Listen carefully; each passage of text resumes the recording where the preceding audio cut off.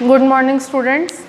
Last जो हमारा video lecture था उसमें हम लोगों ने ह्यूमन फीमेल रिप्रोडक्टिव सिस्टम का टॉपिक जो है स्टार्ट किया था।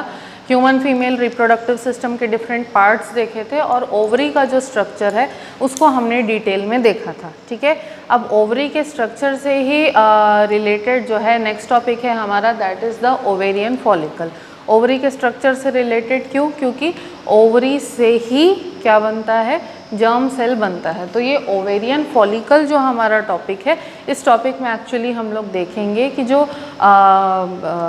फीमेल का गैमीट जो होता है, जो एग सेल होता है, ठीक है, उसका फॉर्मेशन कैसे हो रहा है, उसके थोड़े बहुत हम लोग स्ट्रक्चर के बारे में जो है उसको हम डिटेल में देखेंगे। ठीक है, अब सबसे पहली बात आती है कि हम लोग डायरेक्टली इसको ओवा, ओवम या एग क्यों नहीं कह रहे, ओवेरियन फॉलिकल क्यों कह रहे हैं। ठीक है, क्योंकि ओवा, ओवम या एग जो है वो सिंगली या इंडिविजुअली नहीं बनता है। ओवा या एग के चारों तरफ और भी कुछ डिफरेंट टाइप के सेल्स और टिश्यूज़ का जो है एग्रीगेशन होता है, फॉर्मेशन होता है।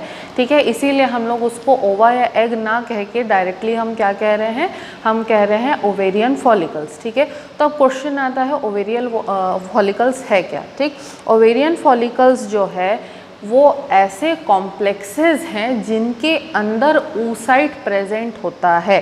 क्या होता है? ऐसे कॉम्प्लेक्सेस हैं जिनके अंदर oocyte प्रेजेंट होता है। और ओवेरियन फॉलिकल्स जो है ये कहाँ पर प्रेजेंट होते हैं? जो ओवरी का कॉर्टेक्स होता है, कॉर्टेक्स वाले पार्ट में जो है ये ओवेरियन फॉलिकल्स प्रेजेंट होते हैं। ठीक है, अब जनरली क्या है, ओवेरियन फॉलिकल्स का डेवलपमेंट जो है वो फीटल स्टेज में ही हो जाता है। दैट मीन्स कि जब कोई बेबी गर्ल अपने मदर के यूट्रस में फीटल स्टेज में हो, ठीक है, कोई बेबी गर्ल अपने मदर के यूट्रस में फीटल स्टेज में हो, एट दैट टाइम ओनली ये जो ओवेरियन फॉलिकल्स हैं इनका डेवलपमेंट जो है स्टार्ट हो जाता है। ठीक है, अब at that time fetal stage पे क्या होता है, कम से कम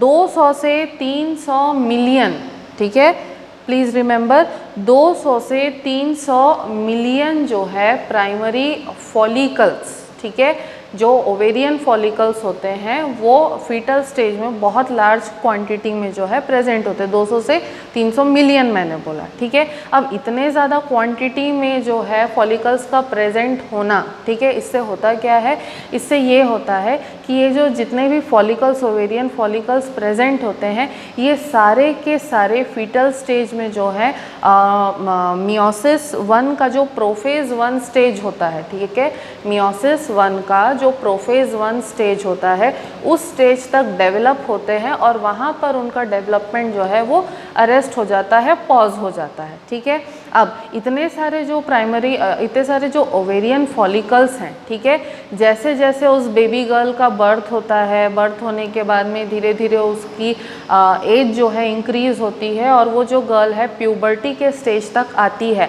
बाय दैट टाइम क्या होता है, बहुत सारे ओवेरियन फॉलिकल्स जो हैं वो डीजेनरेट हो जाते हैं and by the time of puberty, sexual maturation के टाइम तक उस गर्ल की बॉडी में सिर्फ और सिर्फ 60,000 to 80,000 फॉलिकल्स ही बचते हैं। ठीक है, 60,000 to 80,000 फॉलिकल्स ही बचते हैं और उसमें से भी पूरे उसके सेक्सुअल एक्टिविटी का जो ड्यूरेशन होगा, मतलब प्यूबर्टी पर जहाँ से उसकी सेक्सुअल रिप्रोडक्शन का जो प्रोसेस है वो स्टार्ट हो सकता है, यानी कि पीरियड्स की स्टार्टिंग जब होती है तब से लेकर के मेनोपॉज तक। मेनोपॉज कौन सा टाइम है? वो टाइम है जहाँ पर पीरियड्स जो है आना बंद हो जाते हैं एंड उसके बाद प्रेगनेंसी जो है वो बहुत ही रेयरली पॉसिबल होती है। तो प्यूबर्टी के स्टार्टिंग से लेकर के, प्यूबर्टी की जो स्टार्टिंग होती है, पीरियड्स की जो स्टार्टिंग होती है, उसको हम क्या कहते हैं, मीनार्क कहते हैं, मीनार्क कहते हैं। तो मीनार्क से लेके मेनोपॉज के बीच के ड्यूरेशन में जो उसका सेक्सुअली रिप्रोडक्टिव फेज़ होता है, उस सेक्सुअली रिप्रोडक्टिव फेज़ में से वो जो 60,000 से 80,000 फॉलिकल्स उसके बॉडी में बचे हुए थे ओवरी के अंदर, ठीक है, उसमें से सिर्फ और सिर्फ 450 फॉलिकल्स ही जो है वो मैच्योर हो पाते हैं और ओवम में एक्चुअली कन्वर्ट हो पाते हैं। ठीक है। बाकी जो फॉलिकल्स हैं वो स्लोली टाइम टू टाइम क्या हो जाते हैं, डीजेनरेट होने लगते हैं, ठीक है। तो ये जो डीजेनरेशन का प्रोसेस होता है, जो एक्स्ट्रा फॉलिकल्स जिनका डीजेनरेशन हो जाता है, तो डीजेनरेशन का जो प्रोसेस होता है उस प्रोसेस को हम कहते हैं फॉलिक्यूलर एट्रीजिया। फॉलिक्यूलर एट्रीजिया कहते हैं हम लोग इस प्रोसेस को। और जिन फॉलिकल्स का फॉलिक्यूलर एट्रीजिया हो रहा है, मतलब जिन फॉलिकल्स का डीजेनरेशन होता है, उनको, उन फॉलिकल्स को हम कहते हैं एट्रेटिक फॉलिकल्स। उन फॉलिकल्स को हम क्या कहते हैं, एट्रेटिक फॉलिकल्स कहते हैं, ठीक है। अब अगर हम लोग जो मैच्योर फॉलिकल्स हैं, ठीक है, उसके स्ट्रक्चर के बारे में हम देखें तो जनरली क्या होता है कि फॉलिकल्स के फॉर्मेशन की जो स्टार्टिंग होती है, ठीक है, फॉलिकल्स के फॉर्मेशन की जो स्टार्टिंग होती है वो कहाँ से होती है, वो होती है एक प्राइमरी oocyte से, ठीक है। जो oogenesis का यानी कि एग फॉर्मेशन का जो प्रोसेस है उसको हम लोग गैमेटोजेनेसिस के टॉपिक में बाद में डिटेल में देखेंगे, ठीक है। तो अभी हमको देखना क्या है कि फॉलिकल्स बन कैसे रहे। तो फॉलिकल्स बनने की स्टार्टिंग कहाँ से होती है, एक प्राइमरी oocyte से होती है। और ये जो प्राइमरी oocyte है ये क्या होता है, सबसे इनिशियल स्टेज होता है oocyte के डेवलपमेंट का, ठीक है। अब प्राइमरी oocyte जो है उसके ऊपर ग्रैन्युलोसा सेल की एक कवरिंग बन जाती है। क्या बनती है, ग्रैन्युलोसा सेल्स की एक कवरिंग बन जाती है। और ऐसे oocyte को, ऐसे oocyte के पूरे कॉम्प्लेक्स जो बन रहा है, इस कॉम्प्लेक्स को हम क्या कहते हैं, प्राइमरी फॉलिकल, ठीक है। जैसे कि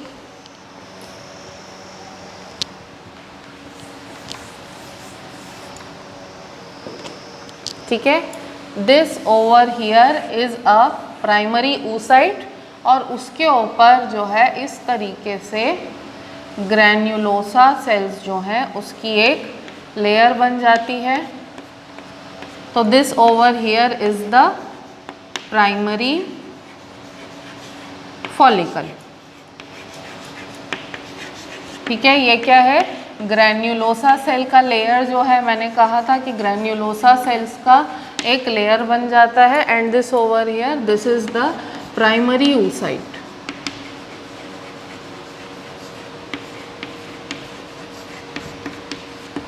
ठीक है। तो प्राइमरी oocyte के ऊपर क्या हुआ, ग्रैन्युलोसा सेल का एक लेयर बन गया। तो यहाँ पे ये क्या बन गया, प्राइमरी फॉलिकल बन गया, ठीक है। अब कुछ समय के बाद में क्या होता है, कुछ समय के बाद में क्योंकि ये सारा जो कॉम्प्लेक्स है ये कहाँ पर है, कॉर्टेक्स में प्रेजेंट होता है, ओवरी के। तो ओवरी के कॉर्टेक्स में रहते रहते, ठीक है, इसमें क्या हो जाता है, एक और लेयर ऐड हो जाता है। इस लेयर को हम क्या कहते हैं, इस लेयर को हम कहते हैं थैका, ठीक है। अब ये थैका कहाँ डेवलप होता है, ग्रैन्युलोसा के बाहर की तरफ डेवलप होता है, ठीक है। तो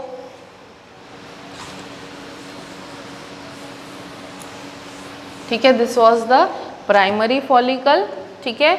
अब ग्रैन्युलोसा के बाहर क्या होता है, एक और लेयर डेवलप हो जाता है जिसको हम क्या कहते हैं, थैका, है ना। तो this is the primary oocyte, this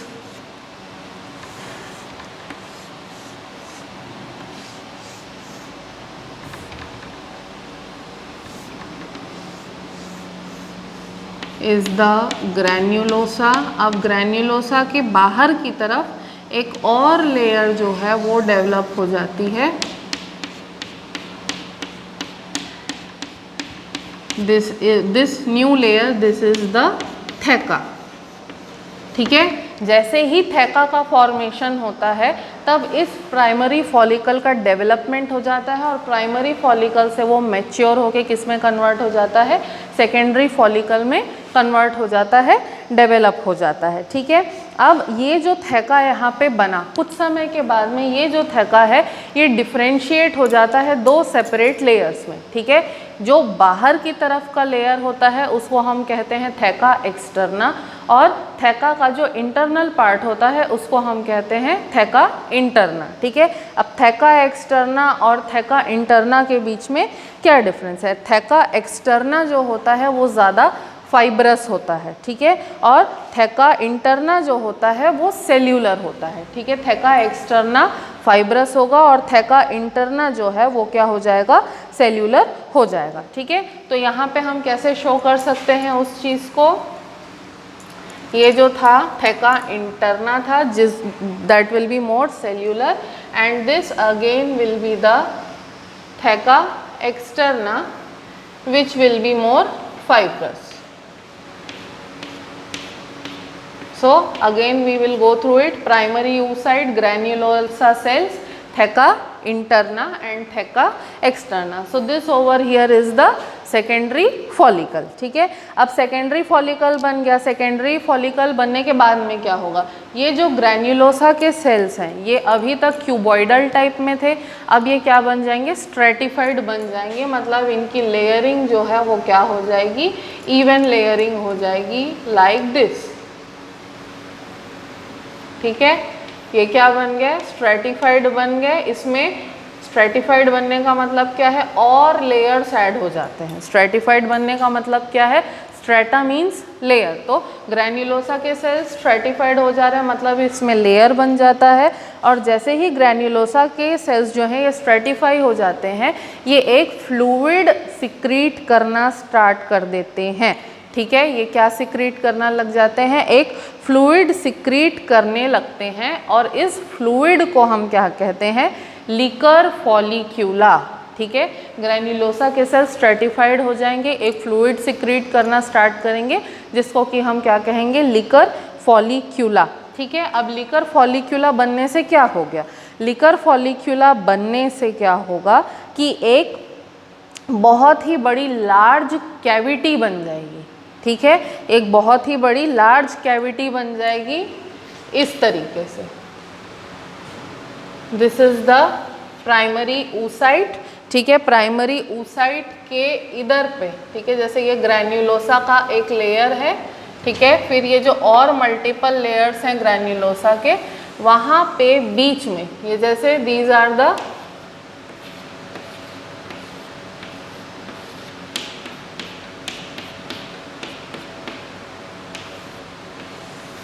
these are the multiple layers of the granulosa,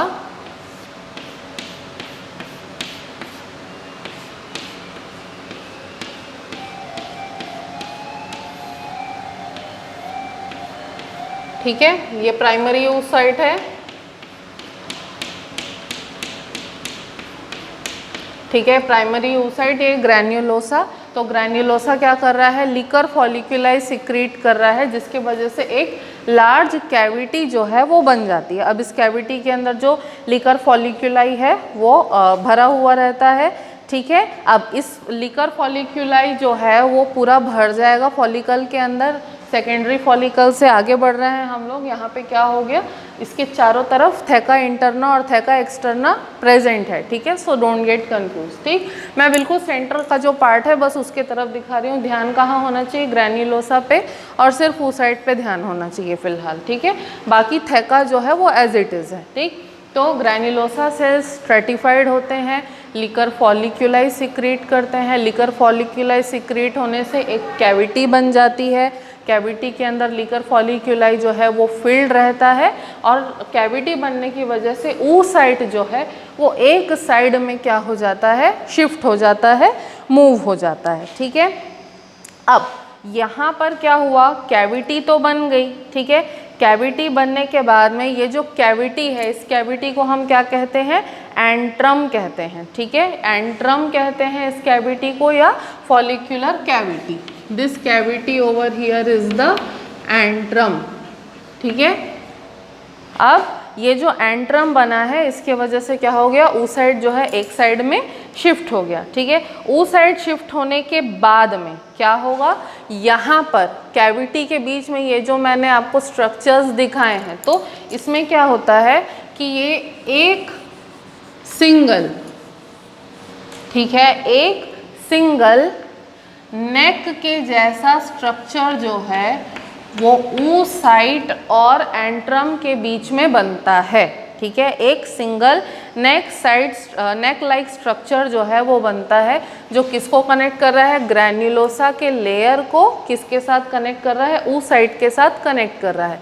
तो ये जो नेक के जैसे दिखने वाला स्ट्रक्चर होता है, इसको हम कहते हैं क्यूम्यूलस ऊफोरस, क्यूम्यूलस ऊफोरस। ये नेक लाइक स्ट्रक्चर जो बन रहा है इसको हम क्या कहते हैं, क्यूम्यूलस ऊफोरस हम लोग इसको कहते हैं, ठीक है। अब इसके बाद क्या हुआ, अब इसके बाद ये जो अंदर प्राइमरी oocyte था, ठीक है, ये अभी तक कहाँ था, मियोसिस 1 के प्रोफेज 1 में था, ठीक है। मियोसिस 1 जो होता है उसके प्रोफेज 1 में अभी तक अरेस्टेड था। तो प्राइमरी oocyte जो है, अब प्राइमरी oocyte का डेवलपमेंट जो है वो स्टार्ट होता है, और प्राइमरी oocyte जो है वो आगे जा कर के मियोसिस 1 के जितने स्टेजेस हैं, प्रोफेज, मेटाफेज, एनाफेज, टीलोफेज, तो ये सारे फेजेस जो है मियोसिस 1 के इनको क्रॉस करता है। क्रॉस करने के बाद में ये जो फर्स्ट मियोसिस कंप्लीट होने के बाद में जो oocyte बना, ठीक है, ये क्या बन जाता है, अब सेकेंडरी oocyte बन जाता है। मियोसिस 1 क्रॉस किया उसने, मियोसिस 2 में एंटर किया और क्या बन गया, सेकेंडरी oocyte बन गया, ठीक है। अब ये जो सेकेंडरी oocyte बन गया, ठीक है, सेकेंडरी oocyte बनने से मियोसिस के बाद, मियोसिस 1 के बाद क्या होगा, प्रोफेज, मेटाफेज, एनाफेज, टीलोफेज के बाद क्या आता है, डायाकाइनेसिस आता है, ठीक है, मतलब यहाँ पे डिवीजन होगा। तो सेकेंडरी oocyte में जैसे ही डिवीजन होता है, डिवीजन होने पे क्या बनता है, एक बड़ा सेकेंडरी oocyte बनेगा और एक छोटी सी पोलार बॉडी बनती है। क्या बनता है मियोसिस 1 के बाद, एक बड़ा सेकेंडरी oocyte और एक छोटी सी पोलार बॉडी बनती है, ठीक है। अब ये जो सेकेंडरी oocyte और पोलार बॉडी बनी, माइंड यू क्योंकि मियोसिस हो चुका है यहाँ पे, तो दोनों के दोनों क्या होंगे, हैप्लॉइड होंगे, ठीक है। अब ये जो हैप्लॉइड सेकेंडरी oocyte है और पोलार बॉडी है, ठीक है, दोनों ही हैप्लॉइड हैं, लेकिन जो पोलार बॉडी होती है इसके बाद आगे जा कर के वो डिफ्रेंशिएट नहीं होती है, उसका ग्रोथ वहीं अरेस्ट हो जाता है, और सेकेंडरी oocyte जो है उसके पास मेजॉरिटी ऑफ द साइटोप्लाज्म जो है वो आ जाता है, ठीक है। अब ये जो सेकेंडरी oocyte है, सेकेंडरी oocyte के चारों तरफ जो ग्रैन्युलोसा के सेल्स होंगे, ठीक है, वो जो है इलोंगेट करेंगे रेडियली, मतलब सीधा सीधा इलोंगेट करेंगे, रेडियली इलोंगेट करेंगे, और एक स्पेशल लेयर बना लेते हैं सेकेंडरी oocyte के चारों तरफ, जिसको हम क्या कहते हैं, कोरोना रेडिएटा। रेडिएटा क्यों बोल रहे हैं, बिकॉज जो सेल्स हैं ग्रैन्युलोसा के cells, they have divided, they have extended radially, ठीक है, that is why we are calling them as corona radiata. अब ये जो कोरोना रेडिएटा है, ठीक है, कोरोना रेडिएटा बनने के बाद में क्या होता है, oocyte जो है ये कोरोना रेडिएटा के बनने तक मियोसिस 2 के मेटाफेज 2 तक पहुंच चुका होता है। कोरोना रेडिएटा बनते तक जो सेकेंडरी oocyte है वो मियोसिस 2 के मेटाफेज 2 तक पहुंच चुका होता है, ठीक है। अब मियोसिस 2 तक जो है वो पहुंच चुका, मेटाफेज 2 तक पहुंच चुका, उसके बाद क्या होता है कि कोरोना रेडिएटा और ग्रैन्युलोसा सेल्स के बीच में, कोरोना रेडिएटा और ग्रैन्युलोसा सेल्स के बीच में एक और लेयर डेवलप होता है जो कि नॉन सेल्यूलर होता है, थिक होता है, डेंस होता है और ग्लाइकोप्रोटीन से बना हुआ होता है, okay. So over here we are having the layer of corona radiata, और कोरोना रेडिएटा और यहाँ पे जो ग्रैन्युलोसा रहेगा, ठीक है, oocyte जो रहेगा, दोनों के बीच में एक और ग्लाइकोप्रोटीन से रिच एक लेयर बनेगा, ठीक है। ये जो लेयर यहाँ पे बनता है, इस लेयर को हम कहते हैं ज़ोना पेल्यूसिडा, ठीक है, इस लेयर को हम क्या कहते हैं, ज़ोना पेल्यूसिडा बोलते हैं। अब जोना पेल्यूसिडा बन गया। क्या क्या यहाँ पे रहा, अगर मैं दोबारा से स्ट्रक्चर बनाने जाऊँ, ठीक है, दोबारा से अगर स्ट्रक्चर बनाने जाऊँ मैं फॉलिकल का, ठीक है, तो सबसे पहले हम लोग देखेंगे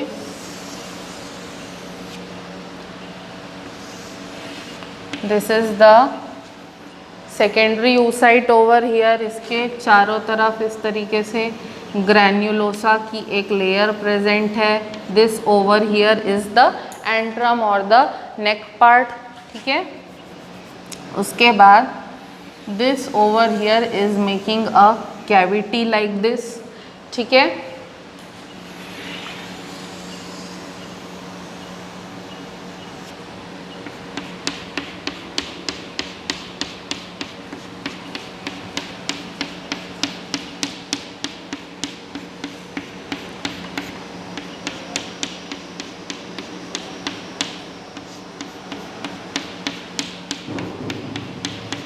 ठीक है, this is the secondary oocyte, this over here is the granulosa cell, or shall we say we are having the corona radiata.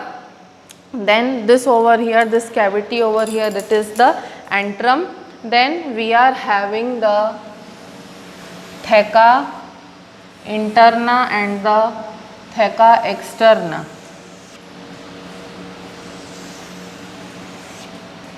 ठीक है, this is the theca interna,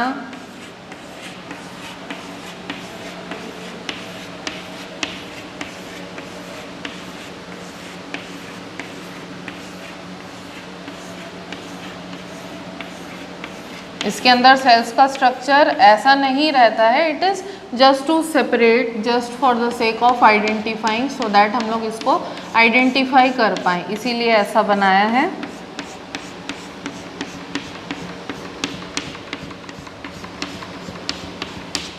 ठीक है, तो अब क्या हुआ, theca interna, theca externa, granulosa, primary oocyte, this over here is the antrum, और ये वाला जो पार्ट है, ये जो सेकेंडरी oocyte के बाहर जो पार्ट है, this is the zona pellucida। Label कर देती हूँ मैं, it will be better. zona pellucida, secondary oocyte,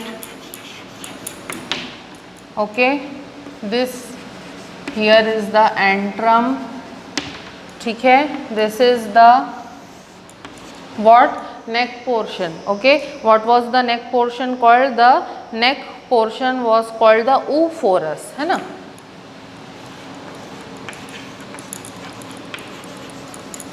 ठीक है, theca externa, theca interna, ठीक है। So these are the different parts of the now very well developed ovarian follicle, ठीक है। तो ये जो फाइनल प्रोडक्ट होता है डेवलपमेंटल स्टेज का फॉलिकल का, ये क्या हो रहा है, फॉलिकल का ये फाइनल डेवलपमेंट स्टेज है। तो ये जो फाइनली डेवलप्ड या कंप्लीटली मैच्योर फॉलिकल होता है, इसको हम कहते हैं ग्राफियन फॉलिकल। ये जो कंप्लीटली मैच्योर फॉलिकल है, इसको हम क्या कहते हैं, ग्राफियन फॉलिकल। अब यही जो ग्राफियन फॉलिकल है, ये कहाँ से रिलीज होता है, कॉर्टेक्स से रिलीज होता है, ठीक है। यही जो मैच्योर ग्राफियन फॉलिकल है, यही कॉर्टेक्स से रिलीज होता है। और इसके अंदर यहाँ पर अभी तक हमने क्या देखा था, सेकेंडरी oocyte बना था। तो जहाँ पर जब कोरोना रेडिएटा बना, ठीक है, कोरोना रेडिएटा बनते बनते तक क्या हो जाता है कि जो मियोसिस 2 जो है वो भी कंप्लीट हो जाता है। और उसके बाद ये जो सेकेंडरी oocyte है, ठीक है, ये किस में कन्वर्ट हो जाता है, ये पूरा स्ट्रक्चर जो है किस में कन्वर्ट हो जाता है, टर्शियरी फॉलिकल में। और टर्शियरी फॉलिकल बनने के बाद जब ज़ोना पेल्यूसिडा बनता है, ज़ोना पेल्यूसिडा बनते साथ ही ये जो पूरा स्ट्रक्चर है ये फुल्ली मैच्योर हो जाता है। और ये जो फुल्ली मैच्योर फॉलिकल है, इसको हम क्या कहते हैं, Graafian follicle. Okay, so Today we will conclude with this topic. So this was the structure of the ovarian follicle. Do not get confused, it is not the structure of the egg or the ovum, it is the structure of the ovarian follicle, and the ovarian follicle consists the ovum. Okay, so don't get confused between both of them. If you are having any doubts, you can definitely ask me, and in the next video we will continue with the other parts of the female reproductive system. Thank you.